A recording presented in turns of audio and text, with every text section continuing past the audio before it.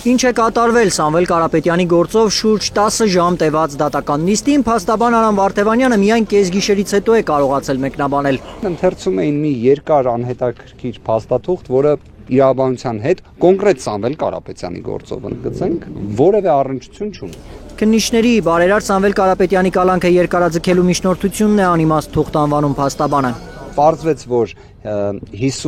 52 թե 52 քննիչներից բաղկացած քննչական խումբը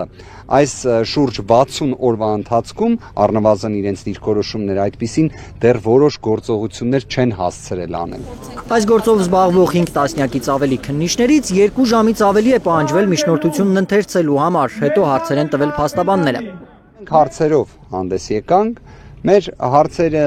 բավականին հստակ էին, տեղին էին, պատասխանները առնչություն չունեին հարցերի հետ։ Հարցերից մեկը գաղտնազերծում է Վարդևանյանը։ Հարց հնչեց, իսկ լավ, դուք օրինակ կոչերի հետ կապված այս մեղադրանքը ինչից ելնելով եք փորձել կառուցել։ Հիշեցման կարգով պարզապես նշենք, որ այս տարի Սամվել Կարապետյանի հայրն էր մահացել եւ հունիսի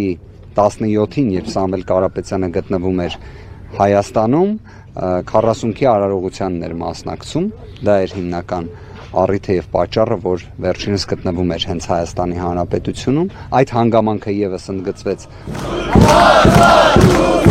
Այս հարցին քննիչների պատասխանը նույնպես ըստ փաստաբանի հարցի հետ առնչություն չի ունեցել։ Քննիչի պատասխանը այն էր, որ իրականացվում է բազմակողմանի օբյեկտիվ լրիվ քննություն։ Նիստն ընդհատվել է պաշտպանական կողմի դիրքորոշումը ներկայացնելուց առաջ, այսօր են փաստաբանները խոսելու դատարանում։ Ալբերտ Սերոփյան, Հայկ Ավանեսյան, Միլենա Պողոսյան, Հայլուր։ Այդ համաձայնությունը Հայաստանում եւ աշխարհում տեղի ունեցող իրադարձությունների մասին առաջինն իմանալու համար բաժանորդագրվեք մեր ալիքին, սեղմեք զանգակը, որ բաց չթողնեք ամենահրատապը, ամենակարևորն ու հետաքրքիրը։